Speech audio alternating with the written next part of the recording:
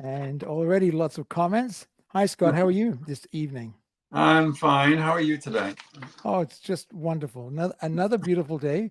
We had a little Yeah. rain this week, but we're still hanging in there for the dry season. And we went to the Okanagan. I'm not sure I told you last week. We were in the Okanagan, and that was wonderful. Picked up some fantastic wine. And we're I heading see. to, Jan and I are heading to Seattle this weekend for the Pacific Audio Fest. Okay. That'll be a lot of fun. Yeah. Yeah, it'll be a lot of fun. So Does she Kyle, like those shows? oh, she loves them. She's amazing. She's Really? I can't do stuff with that Jan. She's so helpful. Yeah, Everyone's looking for her, probably. they're not looking for me. Trust me. Yeah. Oh, hi Jan. How are you? So we got lots of questions. Now it's an interesting conundrum. I go on to get the setup done early in the afternoon, and I have always about 4 or 5 questions from this time from Andrew from Oz. And there were great questions about Celebadaci, the Romanian conductor, Berlin Phil when he was young, and then, of course, the Munich Philharmonic. And there were really great questions, probing questions and that. And then I came on tonight and they disappeared. So, Andrew, if you're watching, if you could post those questions again, I'd really appreciate it. And I don't know why they left. I didn't touch them. Who knows? Who knows? Anyway, we got a lot of information about some orchestral playing tonight. There's no guest tonight, so we have a lot of time to talk. Carl will be doing streaming. Jim will be doing his record bit and his initiative, and Scott will be doing his the vault, much missed vault from the last couple of weeks. Yeah. And then, of course, we're going to be doing building a library tonight. It's Petrushka. So, and we have lots of great examples of that. Just to start off with, of course, Joey says, hi, everybody. It's Classical Night. Hey, Joey, it's lovely to see you. And Scott, just some really interesting questions and information. Jay Friedman, principal trombone of the Chicago Symphony, is retiring in 2025 after 63 years of service, 60 years as principal. He holds the record for years of service in the CSO. Can you imagine that? And Scott, I think I beat you to this. Esteban Battalian, principal trumpet of Chicago, is leaving for Philadelphia. So yes, I know. Philly may have wanted to pay more. Who knows? Who knows why they leave? It's but it's two great orchestras. And he also said Jay Friedman said his favorite CSO recording is the Nielsen Symphony No. 2, The Four Temperaments, conducted by Morton Gould. Wow, didn't know that. And we'll do some more from Scott in a little while, and Jack, of course. So hopefully we'll come on later on. Evening all, glad to be here. Special shout out to the Maestro Victoria. You talking about Jan?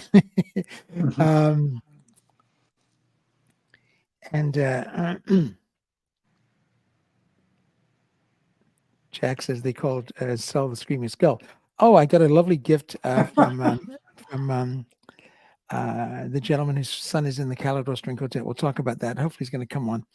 And so Jack also says, Maestro is sharpening his baton. Evening, Scott, from Jack. Good evening.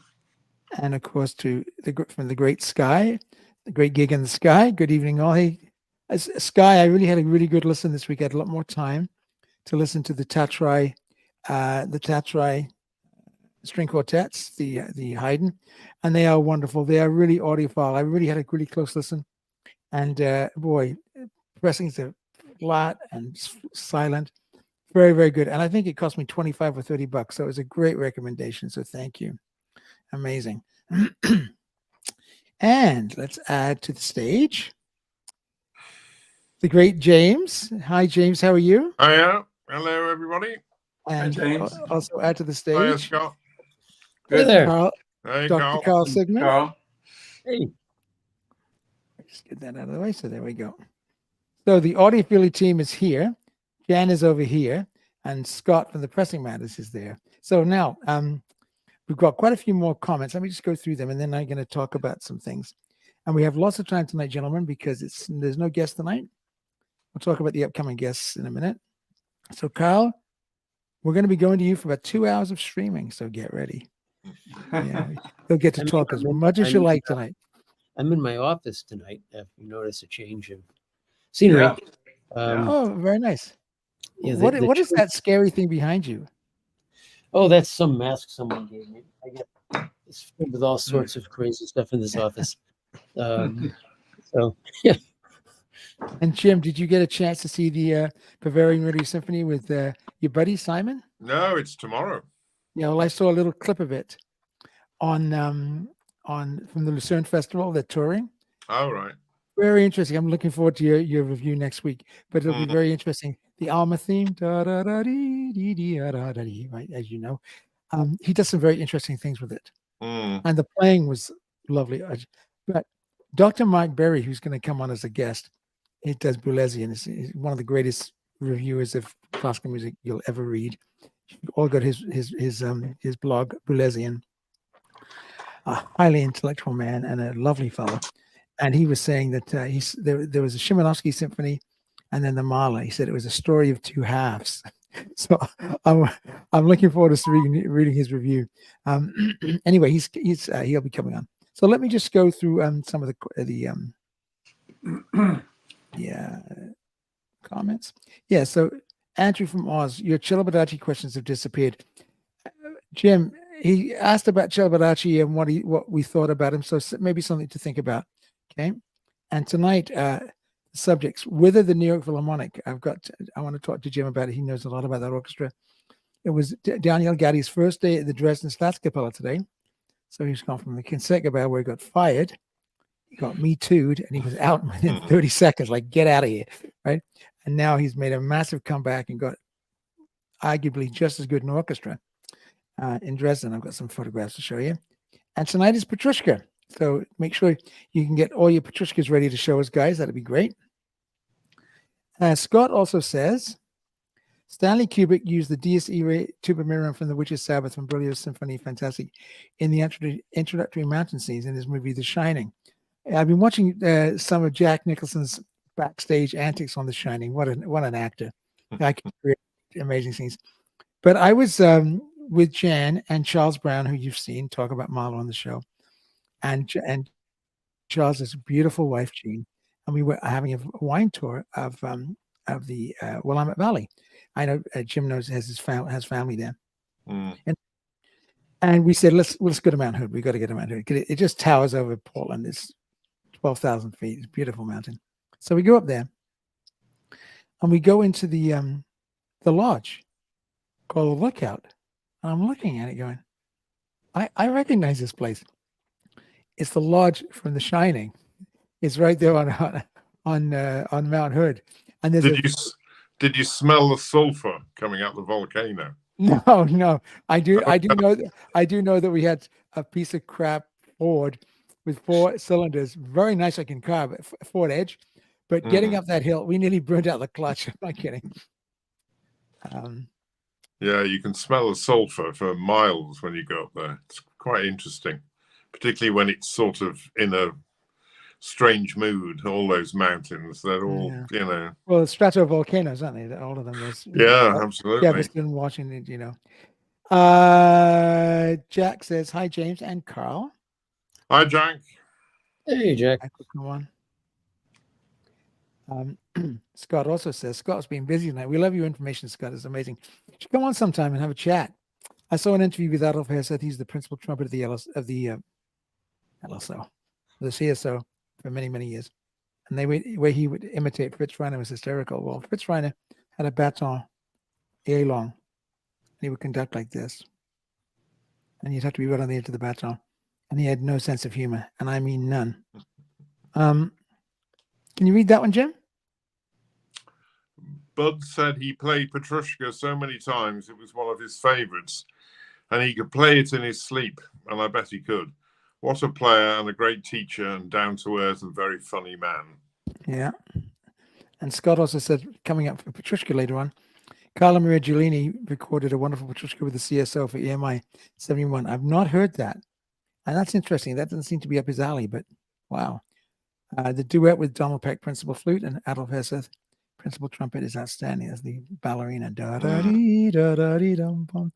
Beautiful, beautiful. And then, of course, the trumpet has to go Tiggy-dom, I like That recording is on the EMI Great Conductors box set. You know, and they used to produce 10 CDs. Oh yeah. It's a good recording. Chicago Symphony play really well. Well, I mean, it's right up their alley, right? Okay, guys. So let me just talk to you about a couple of things before we continue. So please comment lots, which you've done tonight. Amazing. And ask lots of questions. And for the channel, if you could please like and subscribe, we'd really appreciate that. Don't be shy. Jump on and show some records or ask questions in person, or just come out, hang out. There are no wrong questions or silly questions. Anything classical goes. Okay, so I've got a couple of new releases. I've got one. I'm just going to just get myself big for a second. Okay, so this is a lovely gift I received just today. The plastic is still on it. I've not had a chance to open it yet. This is the Calidor String Quartet doing Beethoven's middle quartets on Signum. Beautiful. And this was, it's James. Anyway, his son is principal violin. He was on last week. He's our friend from Cleveland. We tease about the Cleveland Orchestra compared to the LSO. Wonderful, wonderful fellow. And he's been on a couple of times. So again, come on tonight if you can. He was a teacher of middle school and high school. Music. So he's going to heaven. And his son and his other child, we'll just talk about the other child as well, who's a professional musician. So that's great. So thank you so much for that. And he said, look, I'm just going to send it to you. You don't need to review it, but I'm going to review it. It's a lovely box set. And I streamed the late quartets, and they were one of my recommendations when we talked about string quartets for the building a library. Brilliant quartet based in New York. Okay. And I want to just do this. So this, excuse me, these are the new original source Deutsche Grammophon, Aus der Neuen Welt, the famous one with Kubelik and the Berlin Phil. The Grieg, which I'm going to order because I don't have that, and I love the music, and it's I streamed it. It's lovely, lovely playing. Berlin Phil, Carry-On. Then the Mozart with Gould is not my favorite, but anyway. And then there's the Pellini Chopin Preludes, which is a fantastic record, which I'm also thinking of getting. Are any of you guys getting those? No? No one's getting it? No. No one's getting them? Okay. And what else do we have here? Okay, just give me a second. Okay, I want to talk a little bit about our guests coming up. So next week, this is in no particular order. Guys, I've tried to get Steve Hoffman, and Steve's obviously a very busy fellow. So until he contacts me, I'm just going to leave him alone, poor man. So yeah, and so we'll have to do with we'll have to get who's the other fellow? We'll have to get Mr. Grunman to come on and tell us about his classical records. Anyway, we have some incredible guests coming on. Beth Levin is going to come on for a return appearance because she was our very first guest. She was very special. Next Wednesday, Leo Pirich. He's a professional violist and a composer. And there is the young man. I've known him since the day he was born. He's the son of one of my very best friends, a violinist who I'm also going to get on the show eventually. His dad is a brilliant violinist and a luthier. And I think he made Leo's viola. And Leo is an incredibly gifted musician. And we'll tell some stories next week of some of the things that he did for me on Facebook and analysis. He's just one of those musical geniuses. He's also a very good composer. Started composing when he was like 5. And he's got a lot of commissions. And he's just finished with the National Youth Orchestra. And he's playing professional gigs. And so we'll just talk about life as a young composer. And get your questions ready. Leo's a wonderful young man. And a wonderful family. His mom's a violist, played with the Orchestra Metropolitan under Yannick. They know Yannick really well. So did his dad. And then, of course, we have Robert Wen from the Royal Philharmonic, and hopefully Jonathan Ailing, also from the Royal Philharmonic. And I called another friend of mine, Leo's dad, Peter, and I were in high school together. And then been friends for 55 years. And the same with the fellow on the bottom, Paul Sheeman. And I'm thinking, oh, we should get Paul on. And Paul's agreed to come on. He's a wonderful fellow. He's oboe with the Edmonton Symphony. I think he's just retired from the Edmonton Symphony. He's also music director of the Alberta Baroque Ensemble, which is a very popular group and sells out concerts in Edmonton. And he's a concert organist. And I mean a brilliant concert organist. He's one of those guys, he's multi-talented, a little bit like Leo.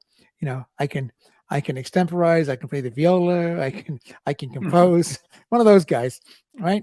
So Paul will be on in the next little while.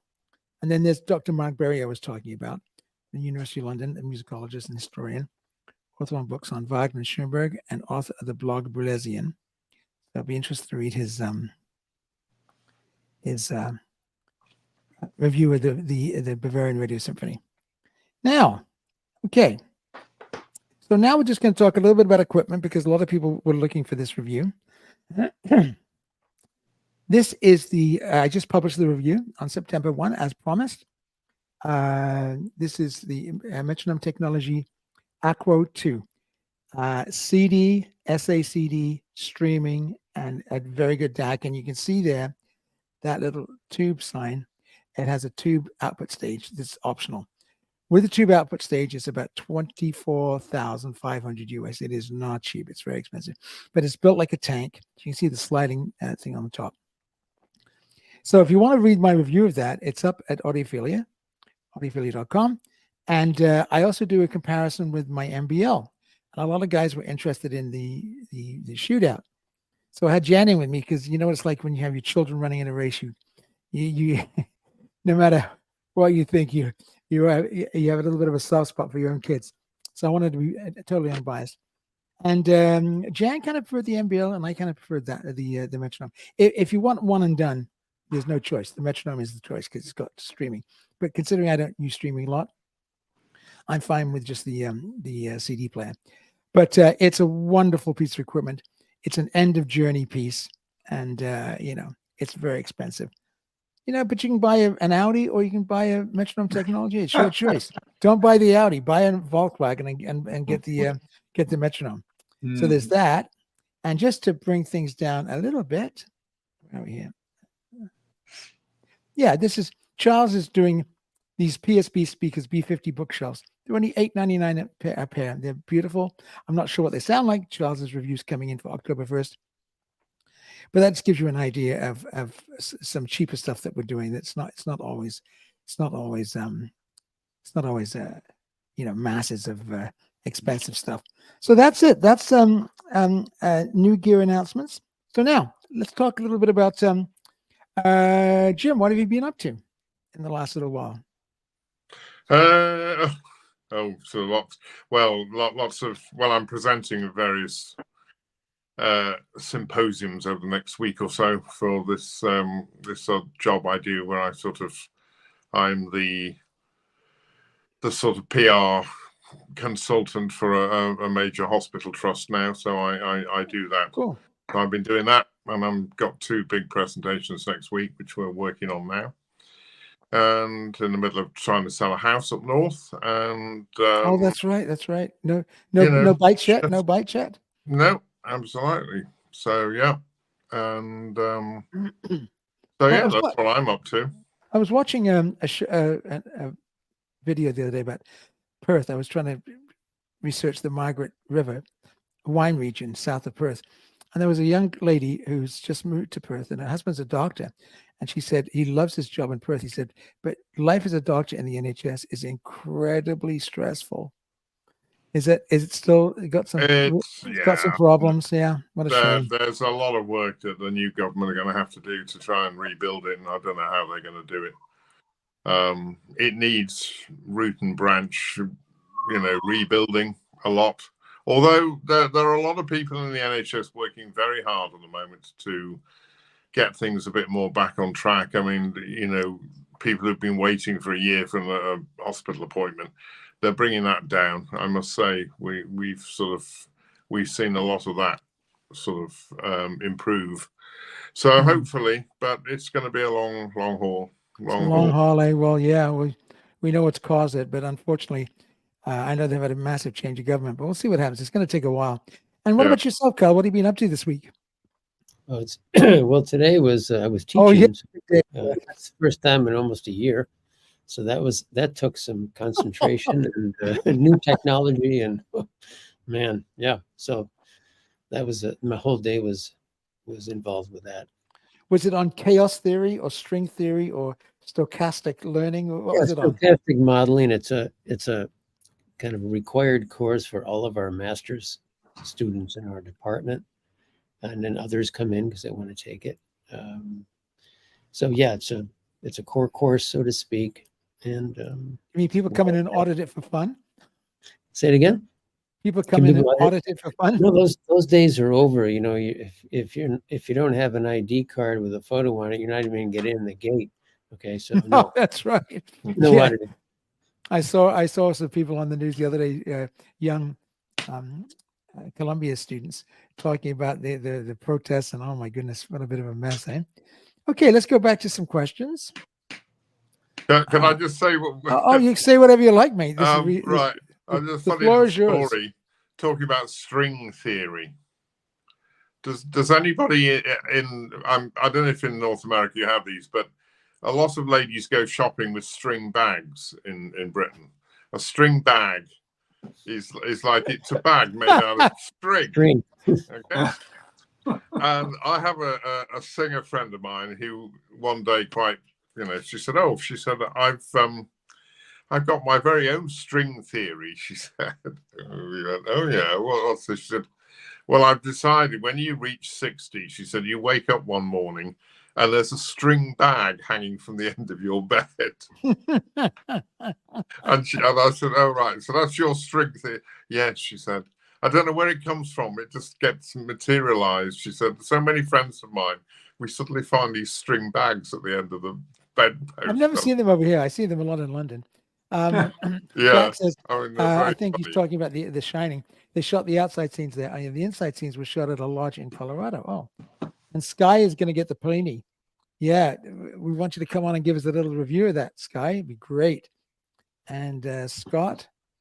Hey, Scott, how are you? Scott says, good evening, everyone. And Scott Hughes said, in the Hall of the Mountain King, bum, bum, bum, bum, bum, bum, bum, bum, bum, bum, just so you know it. From Greeks, Pig Against Me. They're all humming there. I know that tune. Pig was used in the movie M with Peter Lorre. Don't know the movie. So Andrew, there we go. So here's Andrew from Oz. So Andrew, so this is for the Peanut Gallery and the whole gang.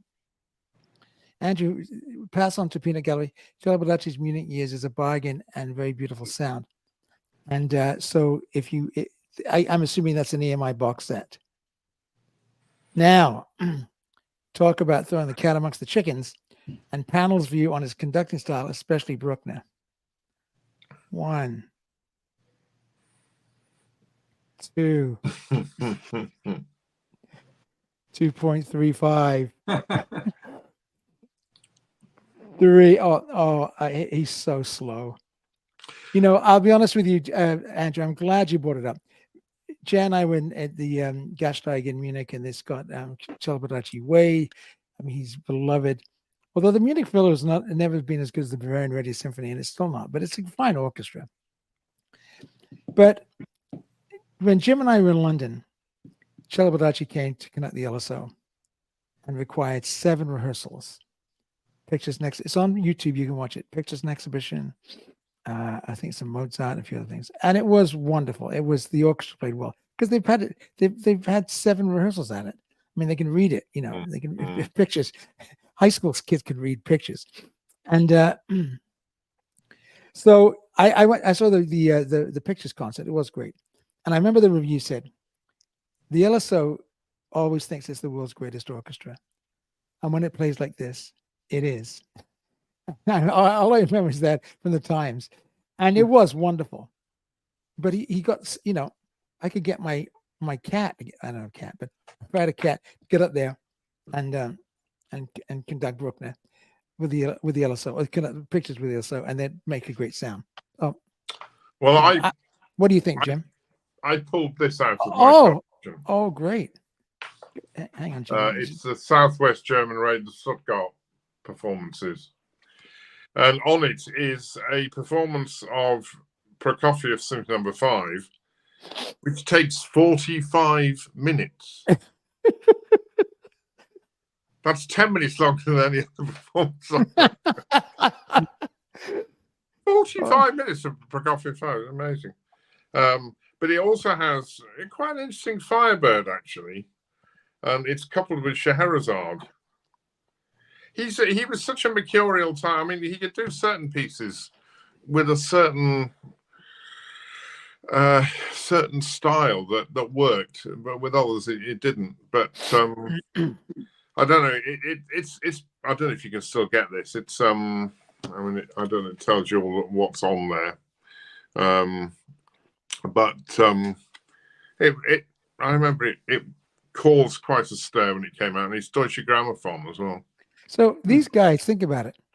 So Celibidache got offered the Berlin Phil right after the war when the Berlin was getting bombed, so it doesn't really count. I think he's a bit of a charlatan myself. I've seen lots of videos with him, with all the students lying around him, and he's just enjoying it and just being lionized and that. And I think Beth Levin, she adores him, and we've had discussions about it. I just find his tempos disastrously slow, especially in Bruckner. He gets a beautiful sound out of the orchestra, Munich Phil. I mean, they're a fine orchestra, beautiful German sound. So I'm not a big fan. I've seen him conduct, but notice, the LSO is a one-off. It's Southwest German Radio Orchestra, the Munich Phil. He never got Bavarian. He's conducted Berlin, a few times. He's always been these second-rate orchestras that grab him. If he was so great, if he was Karajan or Kleiber or Abado, he'd be getting the Vienna Phil and Chicago and, like Tenstedt. They just wanted Tenstedt, Boston, Chicago, London Philharmonic, So anyway, I don't know. I hope I'm didn't the Berlin Phil, I mean, he took over the Berlin Phil because Furtwängler was being denazified in some sort of toilet block in Cologne or something, made to clean the ablutions out for a year, to clean his soul of the Nazis. But then as soon as he was free again, they wanted him back, and Celibidache got chucked on the heap, didn't he? Really? Like I said, look, fine conductor, the audio, got good sounds from the orchestra. It's just, for me, it's tempos, and to me, it's. He's rehearsing the Berlin Phil and the I think it's Bruckner 7. So they got a great orchestra, and they're very respectful for the most part. It's a pretty tough orchestra when they want to be. And, the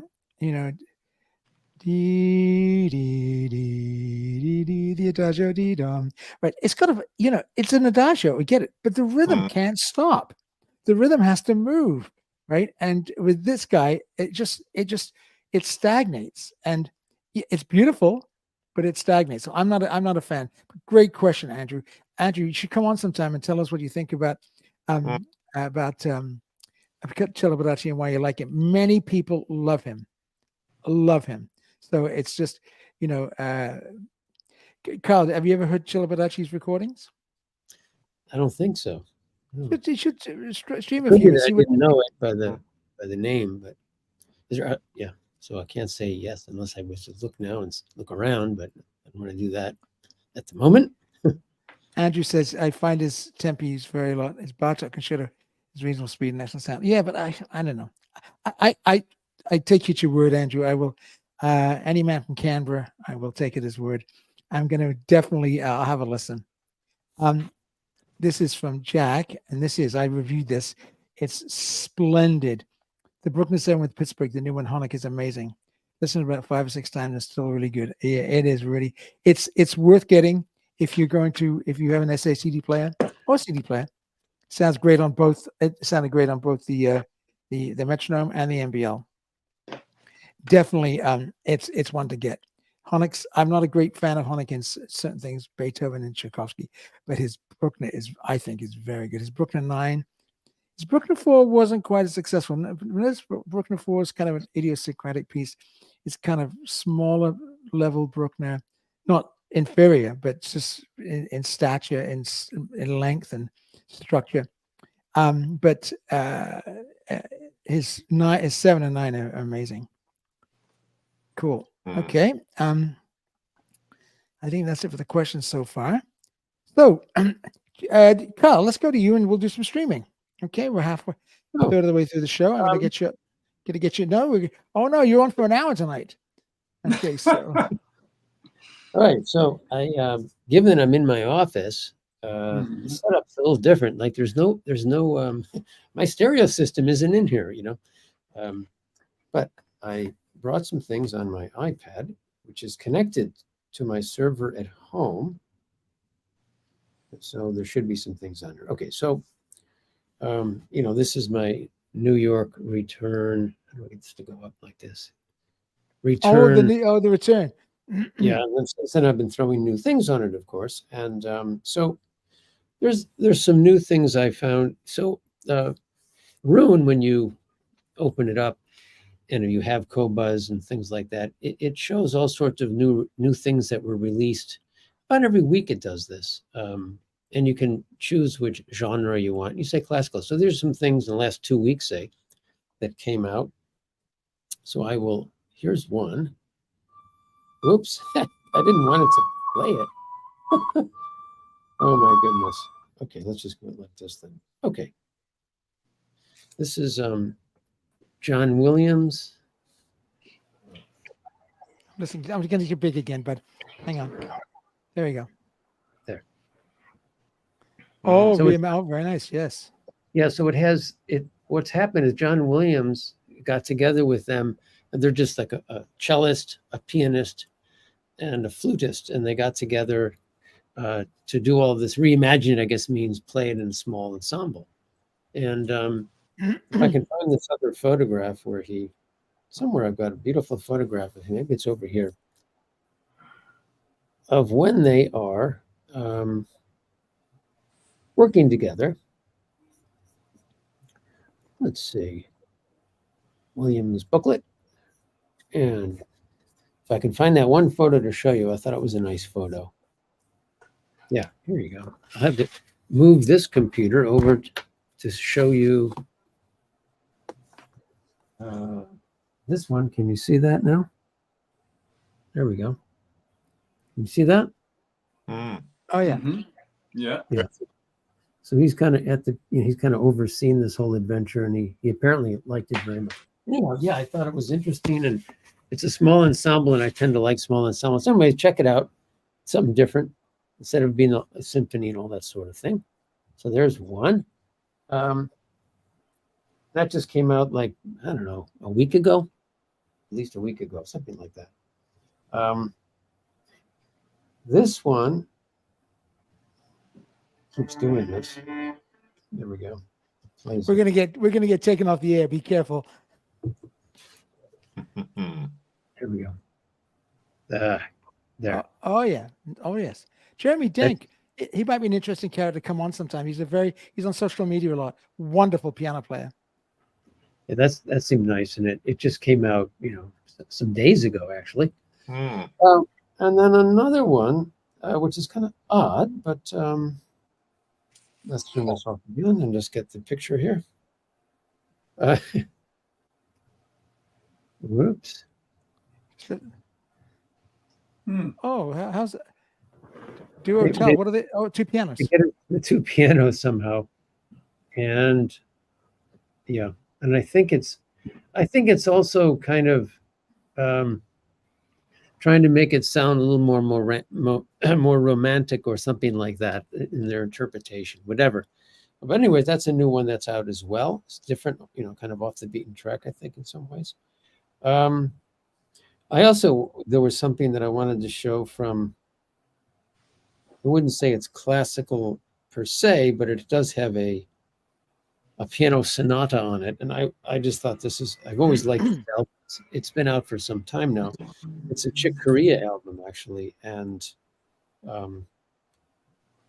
have to make sure I turn this off again and then get it on. Yeah. Just hold it up, please. Oh, this is the first album of the two live albums. Is it jazz or is he playing classical music? Well, that's the thing. When he gets to the sonata, it's kind of boy, it's serious improvising jazz type stuff in some way, extremely complex. So I mean, he's got some, mixing of genres in this, and that's why I think that's highly unusual. The other musicians are just incredible, Brian Blade on drums and so on. It's a live recording. I think it's just outstanding. There's 2 albums, but I think this is the better of the 2, like Trilogy 1, Trilogy 2. So check it out. And they say he never finished it. He died fairly recently, Chick Corea. I think that it never got finished apparently. So most of us wouldn't know the difference, I think, because it's so complex and unusual, Right. So those are 3 things that I spotted. But I could do it later. I also, somebody just gave me as a gift some old LPs they had, all classical. Could I just show them what they are? Absolutely. Please, yes. All right. Yeah. Yes. We love that. Yes.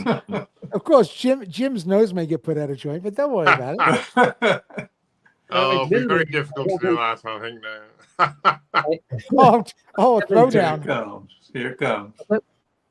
I haven't had time to listen to all these. Then I'll give you a little bit more about it. But here's one here. Oh, okay. Oh. All right. And this is from 1971 or something like that. Yeah. Okay. Then there was this one. Okay. Oh, yeah. Oh, of course. That. And this was just handed over to me. That's okay. Beautiful. Oh, the Concentus Musicus, yeah. That's nice. They look Yeah, in some good of these- shape. Yeah, some of these are really, really in great shape. I'll tell you who it was after I finish. Anthony would be interested to know. Uh-huh. Oh, that Max Rudolph is a very fine conductor. Fine conductor Right. teacher. All right, there's another one.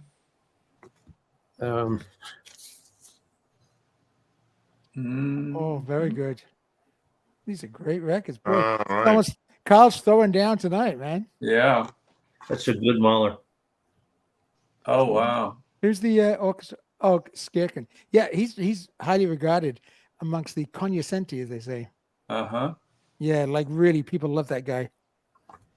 Let's see, this is funny. I don't know what this is doing here, but maybe it was a mistake, but I got this. Ah, And the most frustrating thing is, it was empty. Well,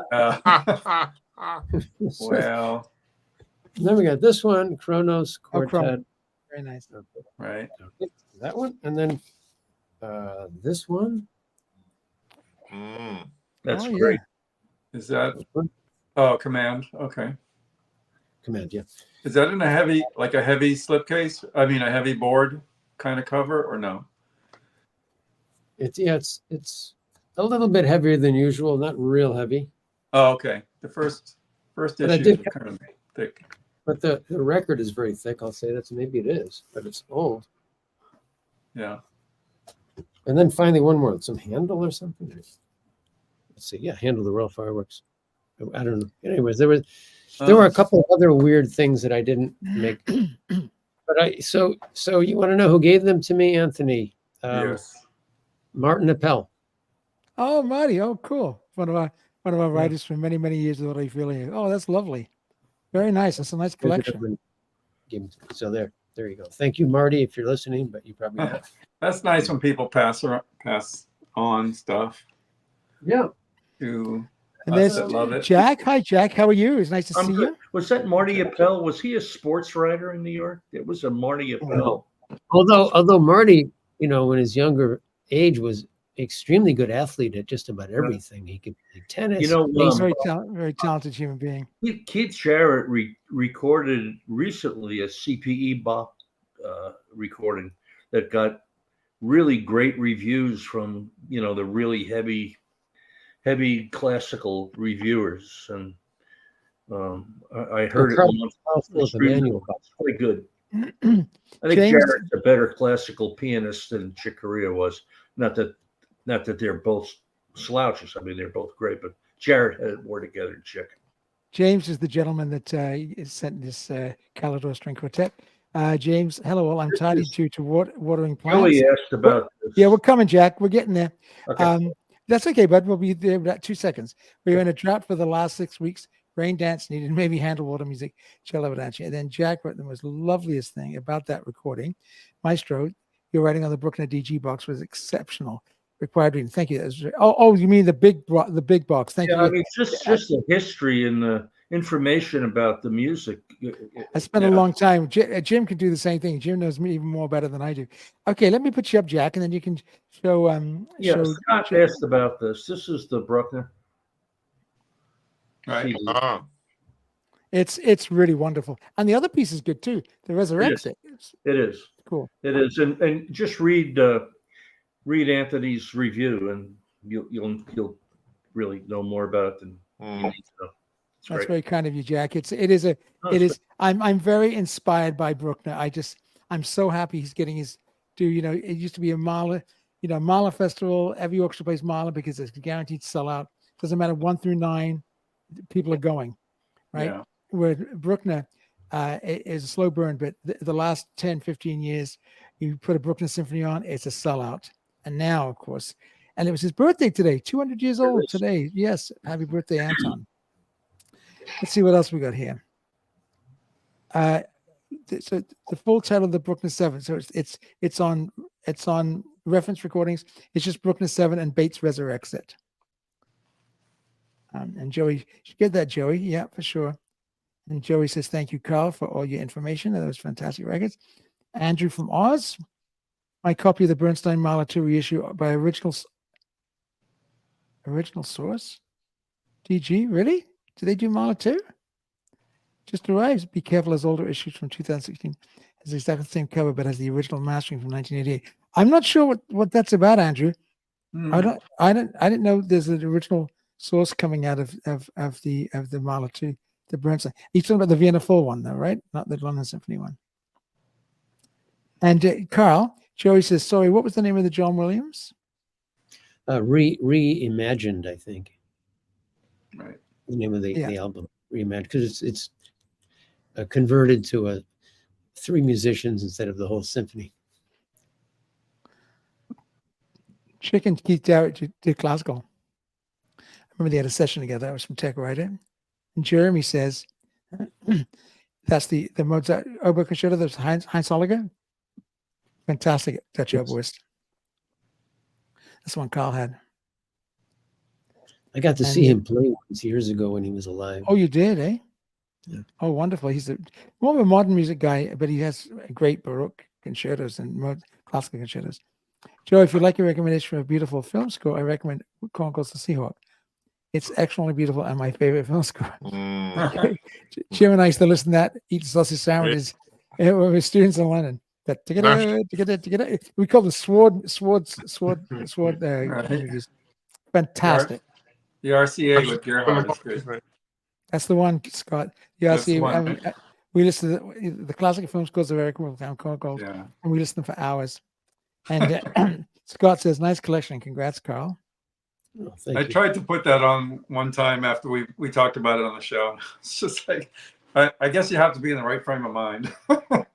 Oh, Jim and I would listen to that for hours on hours. Because the orchestral playing, the National Philharmonic is just basically all the best players in London, sight reading that stuff through. And it's just, we love it. Oh, yeah. Andrew said I streamed the Bruckner 7. Excellent, yeah. Andrew says, just to make Anthony jealous, I found a German copy of Klemper Bruckner 4. Why would that make me jealous? Because German EMI is not so good, not as good as the British EMI. So sucks to be you, Andrew. The joke's on you, you Canberra Aussie. No, that's wonderful. The regular EMI has been impossible to get. The Testament is good. It's very nice. Mm-hmm. Here's a question. Scott, can you read that, bud? Yes. This is a question for Scott.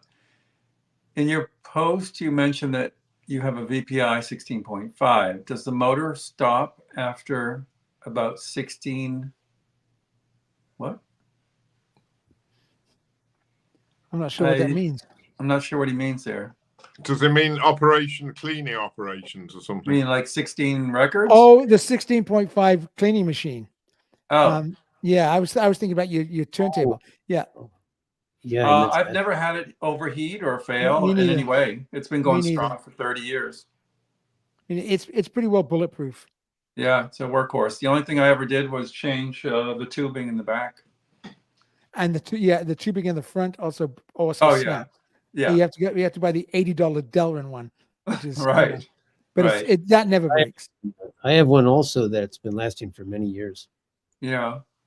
What fluid do you guys using with that when you use it? Homemade.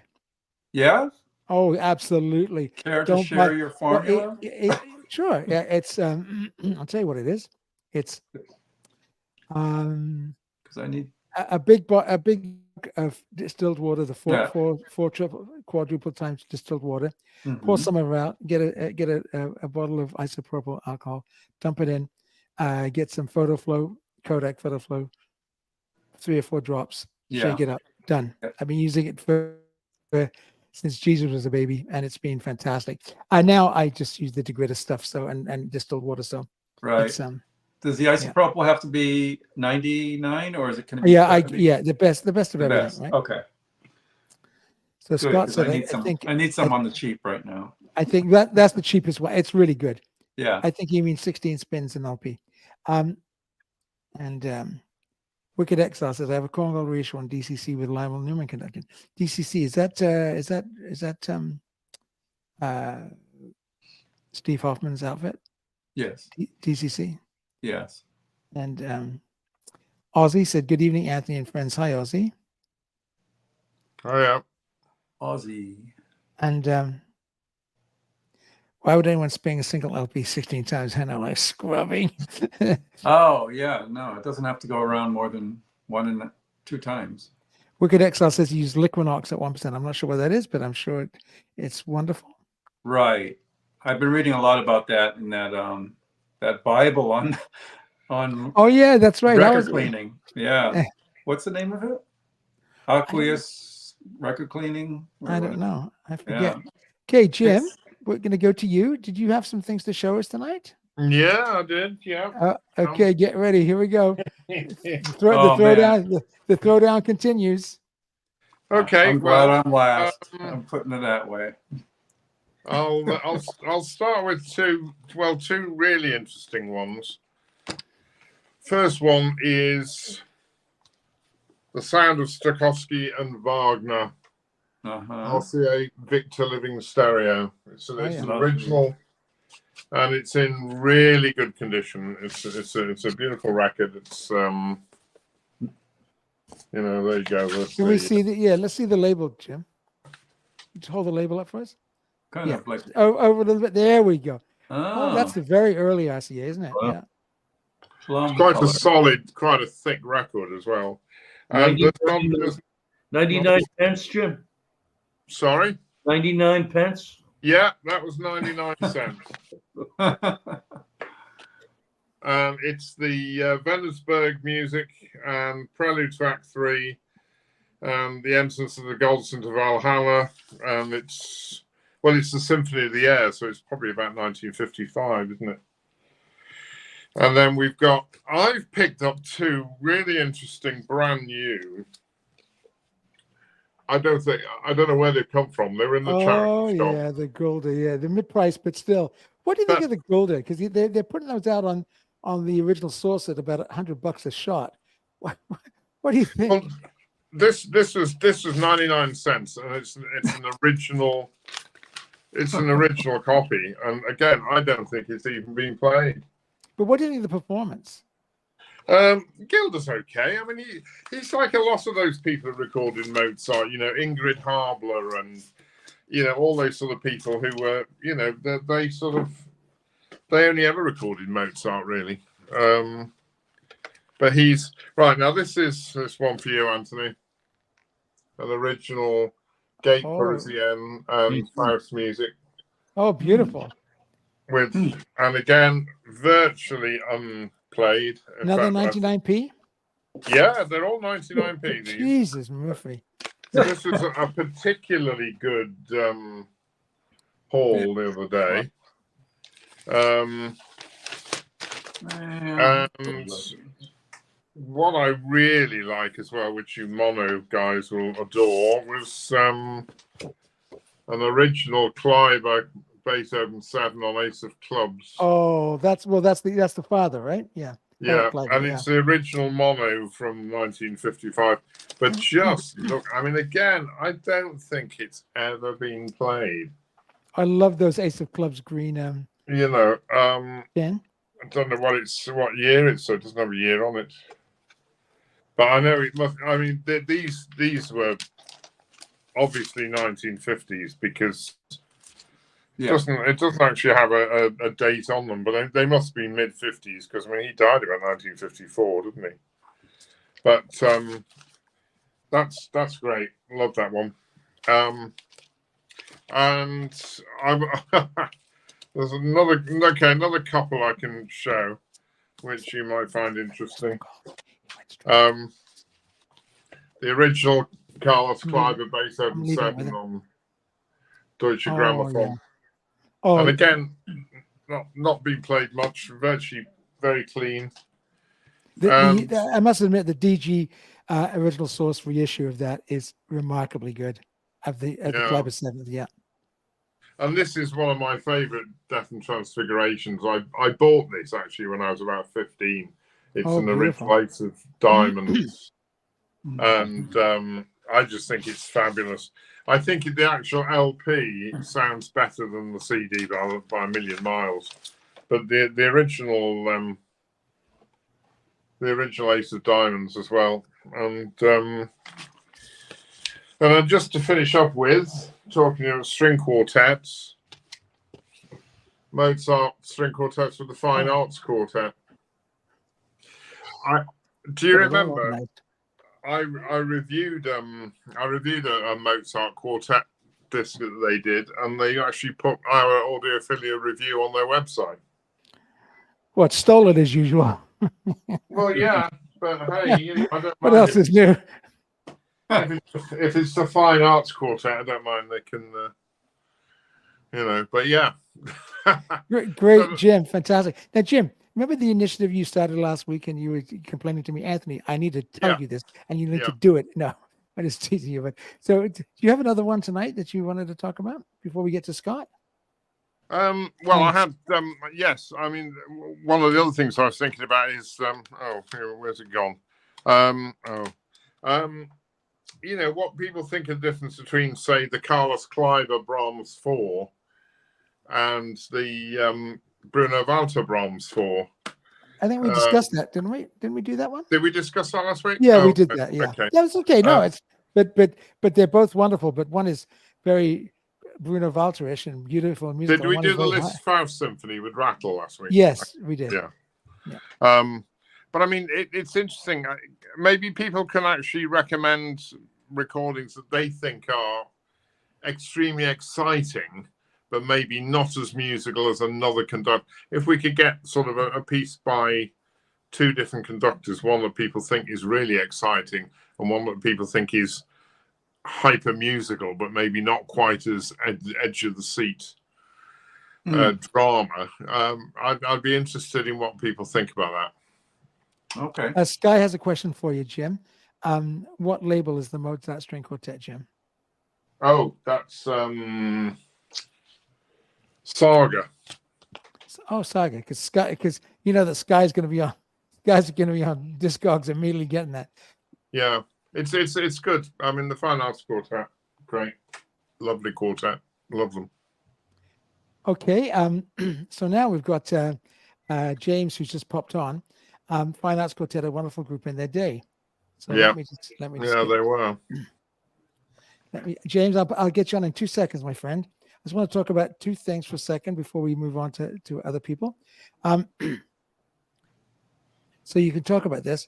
So, ladies and gentlemen, Daniel Gatti, who I think is an amazing conductor, did amazing work with the Royal Philharmonic many years ago.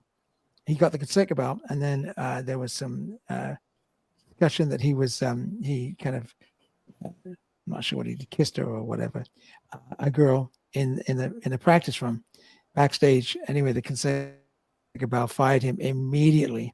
It was at the very, very height of Me Too, and of course you have to believe the women. So he was gone out of there. And 5 years later, he's back now as music director, starting today with the 500-year-old Staatskapelle Dresden, probably the equal of the Concertgebouw in many, many ways. So what do you think about that, guys? That's an interesting thing that's happened. And also, I wanted to talk about the New York Philharmonic and Gustavo Dudamel and their new hall. So they've got a new hall, which is getting some good reviews compared to the disasters of the last two halls. The orchestra has got some incredible soloists, including Nancy Allen on harp. Who was the clarinetist, Jim, you saw last week? Oh, McGill? Yeah, Anthony McGill on clarinet. They got the best trombone player in the world. What's his name? Goodness me, I'm just getting old. Anyway, he's very renowned trombone player. They got a very famous trombone player who was principal in Chicago, left Chicago to go to New York. So they got a lot of great players. And I heard them do Mahler 9 with Dudamel. And I don't think Dudamel's musically is not my cup of tea, but technically he's a brilliant conductor. I've never seen anybody better. So that orchestra is doing very well. But there is now, I'm not going to discuss it too much tonight, but there is quite a bit of controversy. And if you go to Norman Lebrecht's site, you can read about it. The two members of the orchestra who were Me Too'd and let go. And then the union had gotten them back in. But then one of the ladies gave an interview to the New Yorker, and the poop has hit the fan again. So there's a lot of stuff going on with that orchestra that's kind of upsetting the orchestra with two major players in the orchestra. So you can read that for yourself. But check out the New York Phil recently. And as we go along over the weeks, let me know what you think about their playing, because they've always had this kind of rough and ready sound and really aggressive orchestra and can be mean-spirited to the conductors. But boy, they're sounding very good. And then, of course, I listened to Bernstein's Mahler 3 with them, and they were absolutely wonderful. So let me just take that off, and then I can get our friend James. Carl, have you met James? Yeah, he was there last time. Yes, James. Yeah. James, you got your mute on, James. James is our friend from Cleveland. And thank you so much, James, for this. I received it today. It's not been opened yet. Oh, but I'll be opening it and listening to it, and I'm going to review it for sure. Absolutely, get some. Absolutely. Oh no, reviewing is not a chore. Music reviews are not a chore for me. Equipment reviews take hours and hours and hours. Music review, like the Bruckner 7 Honeck, I did in about half an hour. The Bruckner box took me a lot longer because it's a massive review. yeah. Right. But no, I love doing music reviews, so I'm looking forward to that. So James, tell us a little bit about this. These are the middle quartets. Those are the middle. I think they were actually recorded them after the late, so they were done about a year ago or so. You know how things go in the recording community, but yeah, and they're doing the early ones. I think they come out at the beginning of next year, so it's a gradual thing.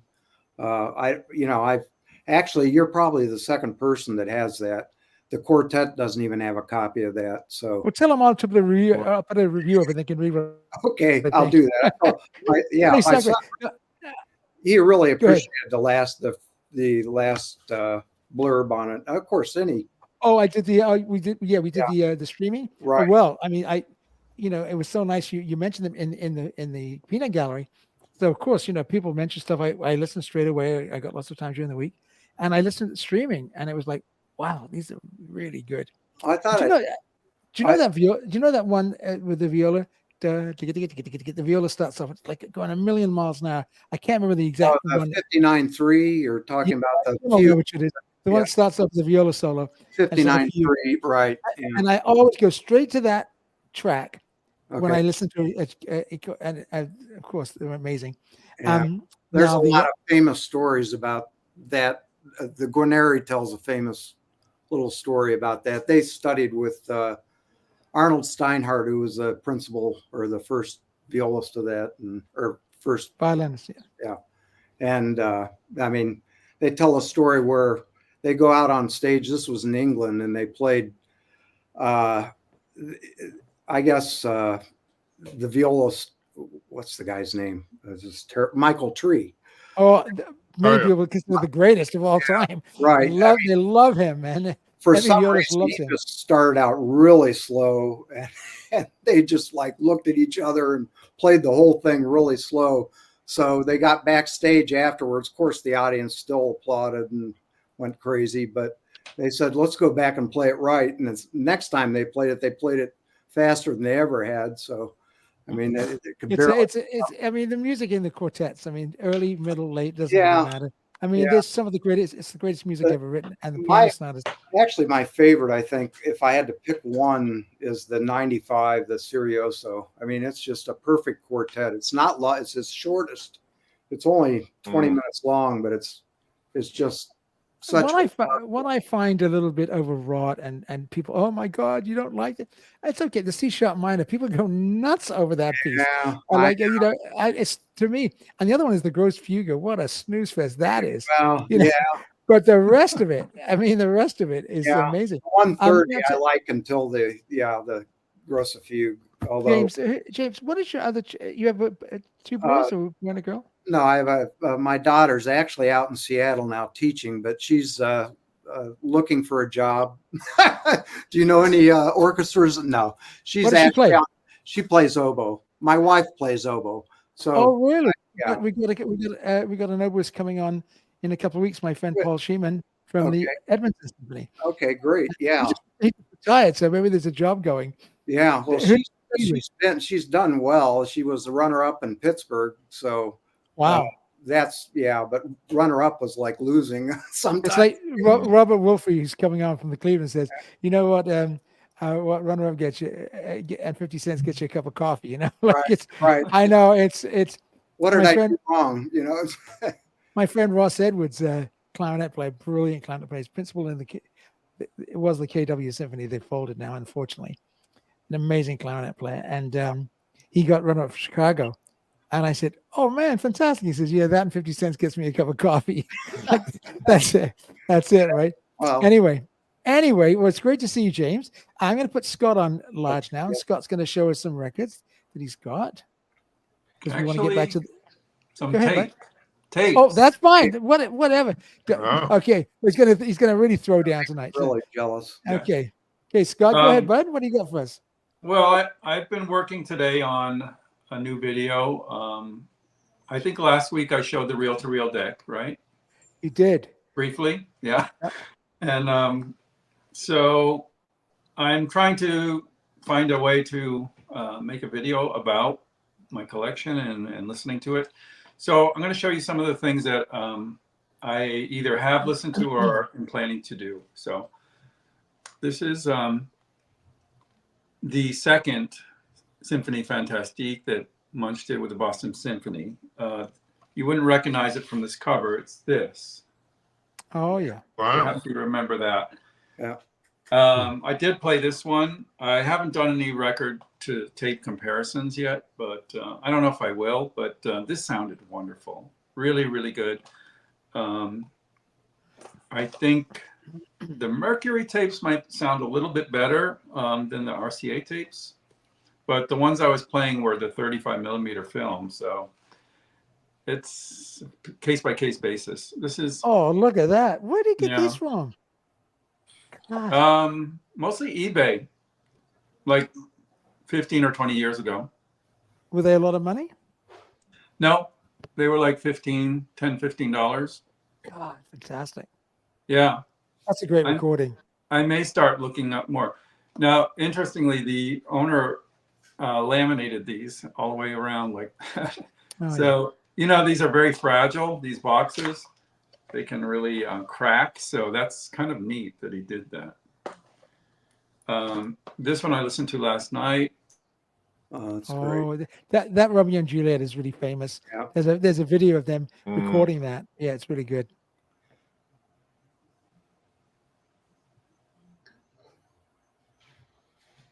Someone was calling me. Stokowski Rhapsodies.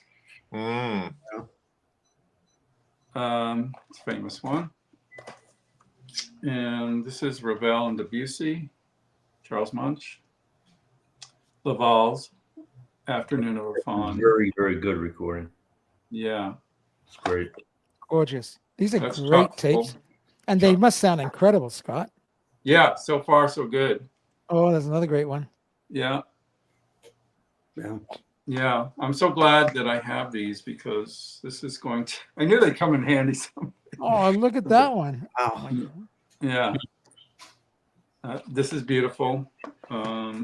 This I listened to a couple nights ago. Jen. Now this one you may recognize from this cover. Oh, yeah. That's a love. The Mhm. Scottish Fantasy is amazing in that. Yeah. So that's good. And this is the Strauss waltzes that Reiner did. Oh, beautiful. The reissue is not good. The original is amazing. Right. This is amazing too. That's a little later. Reiner's Nutcracker. You don't hear much about that, but it's good. Cool. And then here's a London Miraculous Mandarin. Oh, that I've got that on record. It's incredible. Yeah. Becca. It's a Yeah. great cover. That's a beauty. Here's this is great too. God, Yeah. Jesus. One of my favorites. Scott was very quiet tonight. So I don't have much, Anthony. And then he comes in with this, man. I think he's And doing then- this on purpose, Jim and Carl. Uh, Oh, My yeah. two Mercuries that I have tonight are these Bella Like a Favorites. Here's the original vinyl. And I have the classic 33 and 45. And the last but not least, I listened to it last night. This was the best of all of them. Yes. Yeah. Oh, wow. Yeah, and I have the record, the original recording of that on LP. You're right. There's Mm. that. So There you go. That's an incredible recording. those were 35 millimeter film recordings. So they are pretty quiet and very, very good. Just wonderful. So I will have a video up soon about this once I figure out how to approach it. And that's the vault for today, except for Petrushka. Incredible. We're going to do Petrushka in a couple of seconds. I'm going to do a couple of comments. I think that Yeah. video was PACVR was the cleaning one. Precision Aqueous Right. cleaning of vinyl records. Exactly. Yeah. What a labor of love that is. That's a great, great paper. Scott said, after talking about cables, the next easiest topic to get fight started is people discussing record cleaning solutions. As long as you clean and do no harm, you achieve something. Absolutely. I can't tell you how much I like that degritter. It's incredible, but it's very expensive. And now they've got a new degritter, like a pro degritter, which is good. They don't even put the price on it because they know it's going to be like, oh God. And Yeah. Wicked Exile said, hello, crew. Right. And Tech Rider said, I went to a dance club called Ace of Clubs with some chicks back in the day. Way to go, Tech. With some chicks. Have you met Danielle Gaddy? No. Okay. On which label that Mozart string quartet, Jim? Saga, you said. Saga, yeah, that's the one. Yeah. Jim, Sky, boy, he's really going in for the kill. Where did they record that, James? Do you know? Okay, hold on. Let me have a look.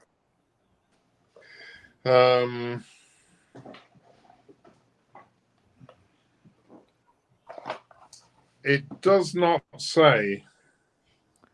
You might have to go to Discogs, Sky. Yeah, it doesn't say on the sleeve. No. The complete Beethoven quartets by the Tokyo. I love the Tokyo string quartet. Depends on the era. The early with the originals guys, a lady as well, I think. On SACD Harmonium Monday is lovely. They've got Peter Ungian took over.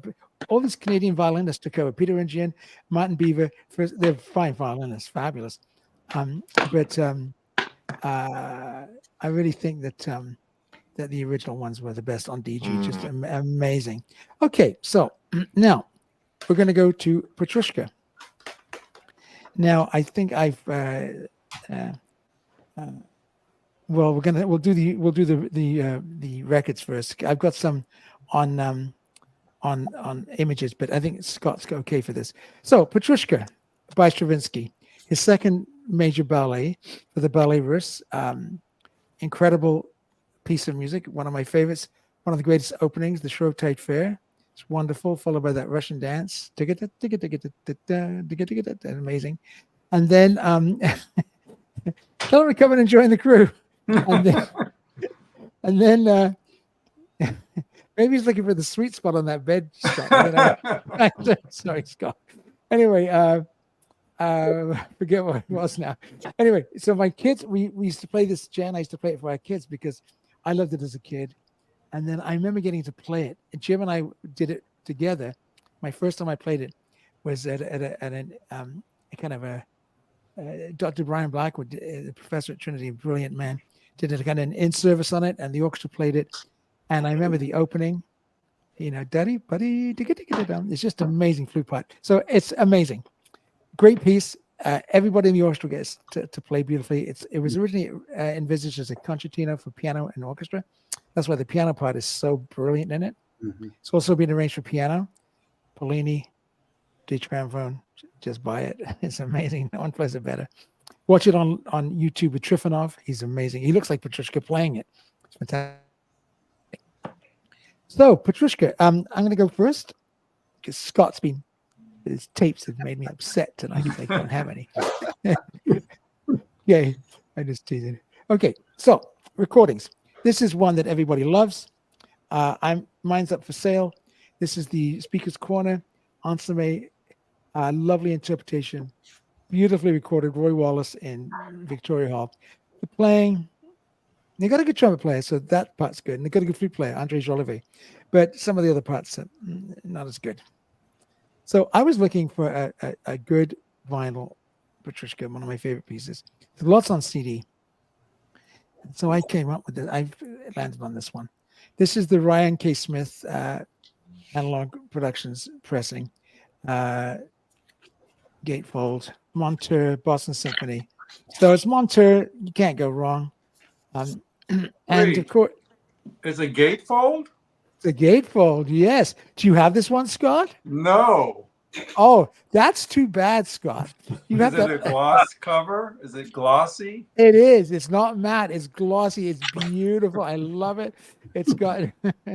Damn, I got to get that. I'm going to to order that right away. No, you can't get it. They're sold out. You can't get it. Maybe you can get it in tape. It's very good, and it's a wonderful performance.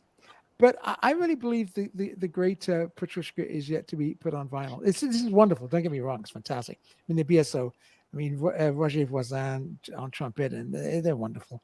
So that's very good. They're mine. But there is one that's legendary. and Scott has it. Because it's unobtainium. It's on Chesky.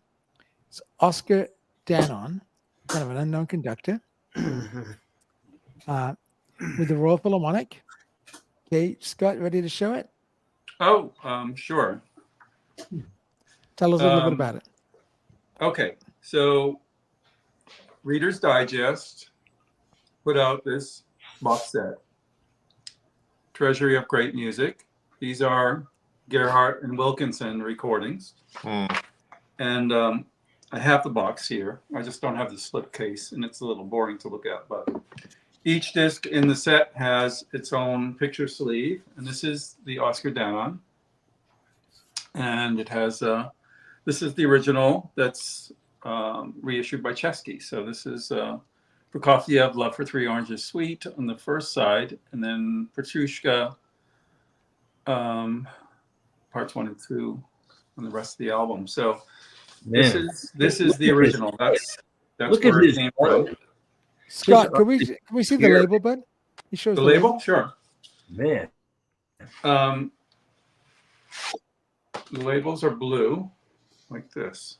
Mm-hmm. Oh yeah, beautiful. Wow. That's not super uncommon. Probably hard to get a nice clean one though. That's a beautiful But Indianapolis pressing. trying to get a Chesky is just a pure Chesky is very difficult. That's hundreds of dollars at this point. So you can get the Ryan K. Smith if you want to get an up-to-date Analog Productions, his latest one. It's very, very good, very dynamic, beautifully played, beautifully recorded, great pressing.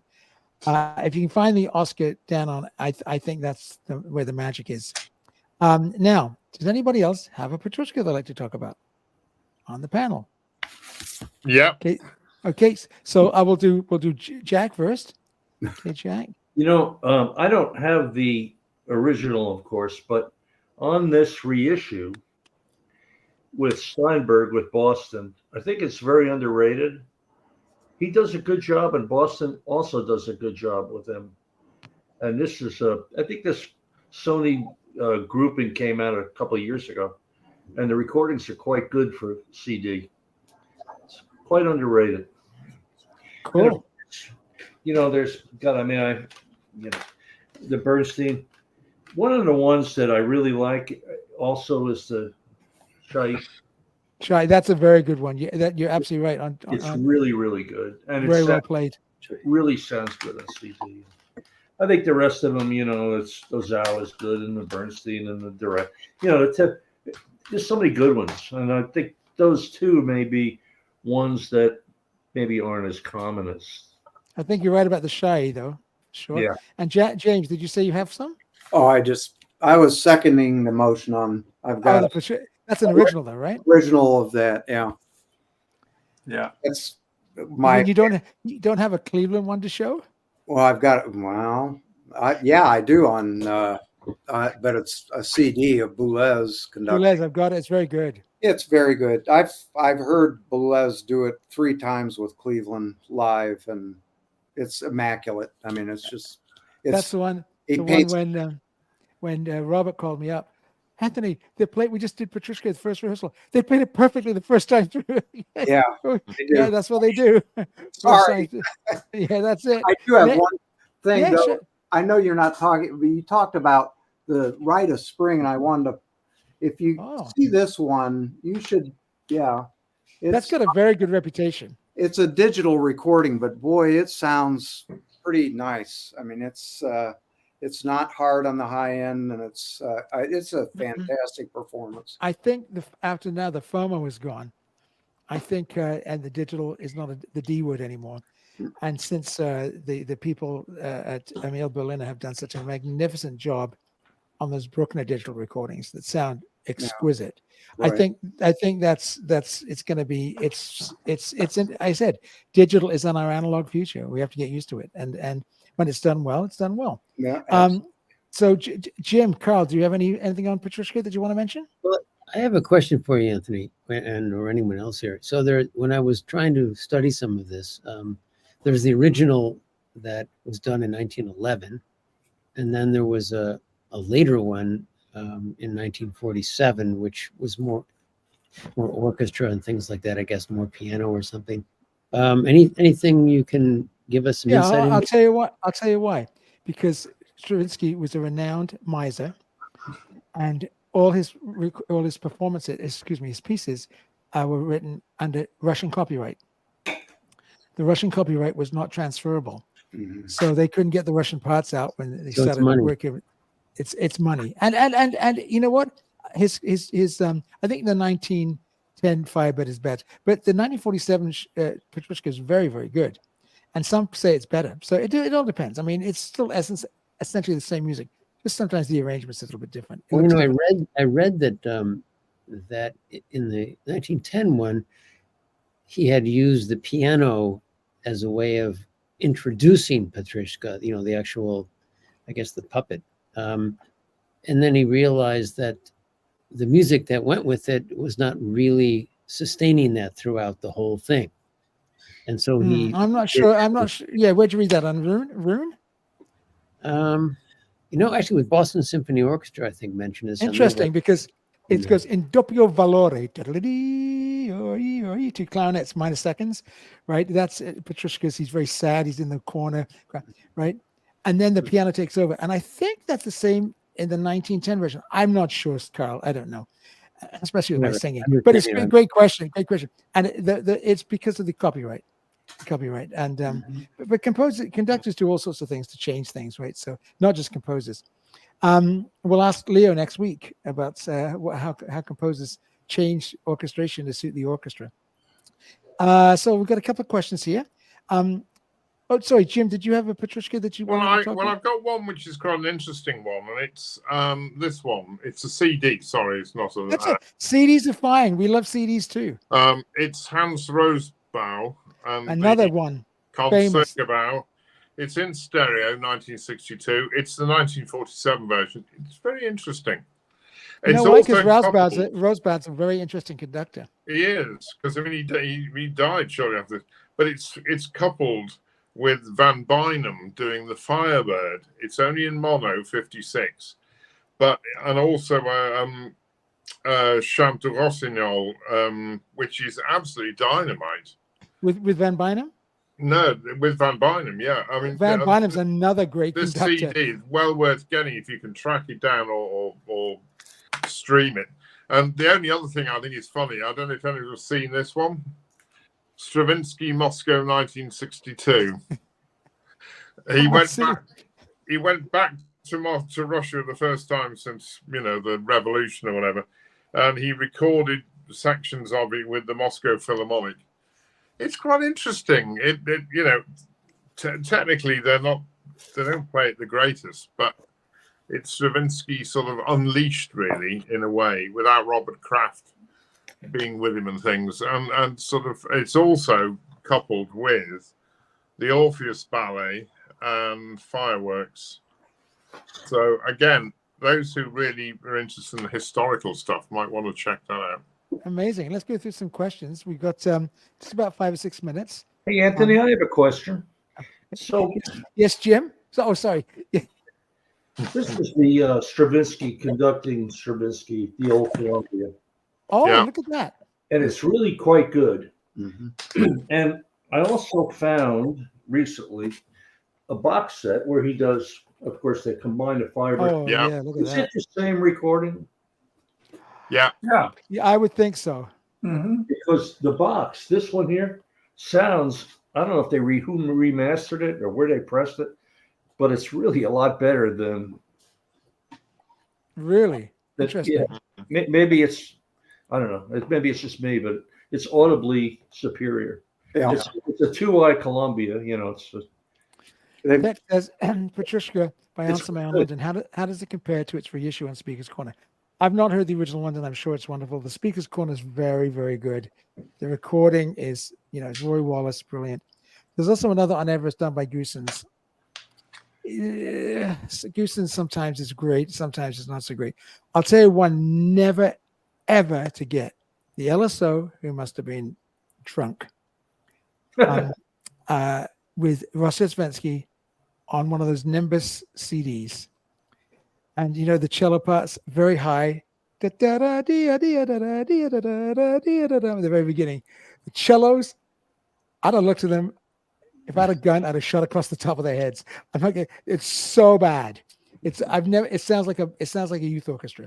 So they had a bad day, the LSO. So do not get the Rossesvensky. It's terrible. And he's so lazy, Rossesvensky. He's probably went, that'll fix it in the mix.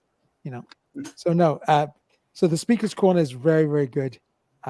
Do not get the Rossesvensky. And Anthony- also listen to that opening cello. That was very high in treble clef, and it's very at the beginning, and the cellos have got to be right on. Sorry, someone had a question?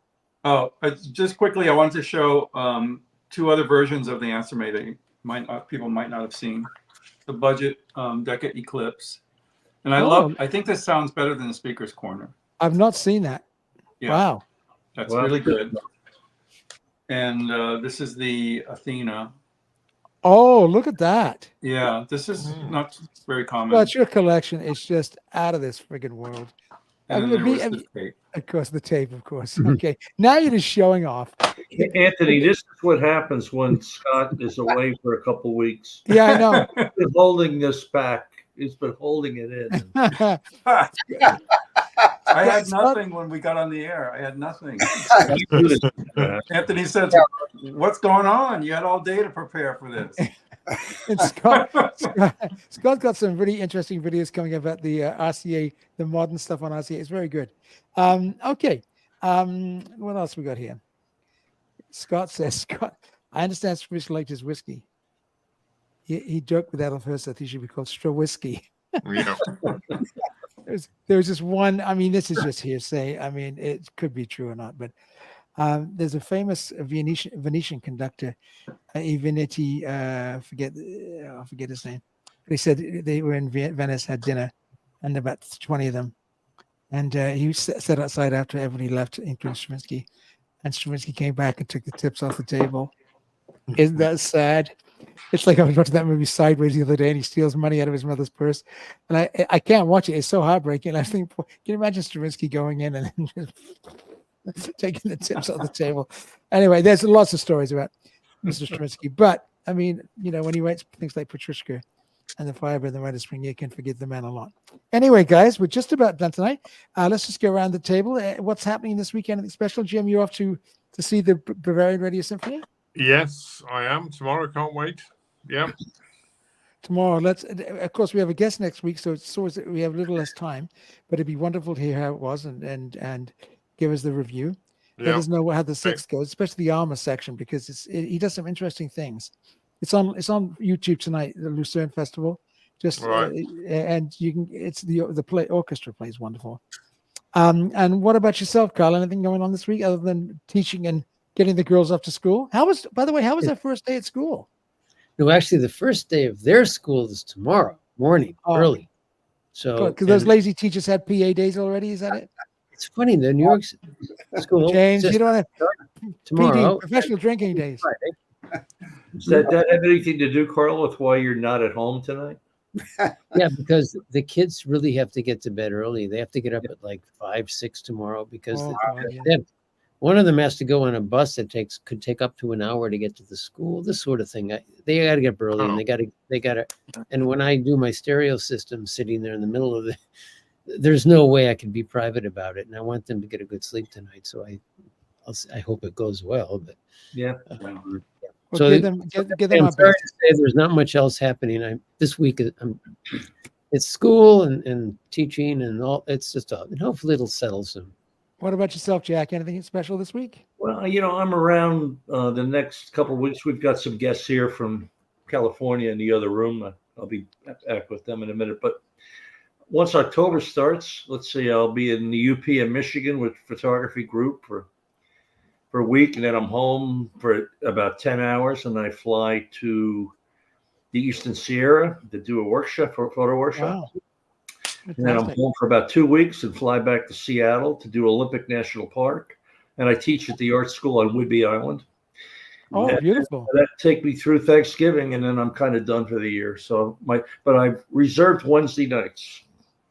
I hope so. Yeah. I hope so. We've had Jim jetting off to all sorts of Italy and with that Clara's been a very bad influence on him. Then I'm off to Italy again in a few weeks, I think. I think it's a good influence. Jim, say hi to your buddy Simon for us tomorrow. Yeah, I will do. Yeah, I will do. Tell him Carl's looking. So Carl, that's so funny. That's so funny. Anyway, next week, my mate Carl. Next week, Leo's on and have some questions about viola and composition. And please, again, come on. It's lovely to see you again, Jack, of course, always. And James, lovely to see you. And thank you again for the wonderful gift. And tell your son hi and your daughter, Obo. Did she study at Colburn? She went. Actually, she got her bachelor's and master's at Cleveland Institute with Frank Rosenwein. I don't know whether you know. Oh yeah, he took over from John Mack. And the impossible job to take over from John Mack. My wife actually took lessons from Mack, but and then she went to Colburn and studied under the principal of LA, who's not there anymore, and Ariana Giz. She left. That's right. Yeah, she went to Seattle. I know it's been a revolving door in LA. Yeah. Anyway. Yeah, they've had some, it's orchestra. I mean, orchestral life is tough. It's not easy. It is. Okay, folks, just stay there for a second while I say goodnight to everybody. Listen, everybody have a wonderful week. Thank you so much for joining us. You can watch it on the live stream right after the show. Have a great week, everybody. See you next week. Thank you. Bye-bye. Bye. Bye.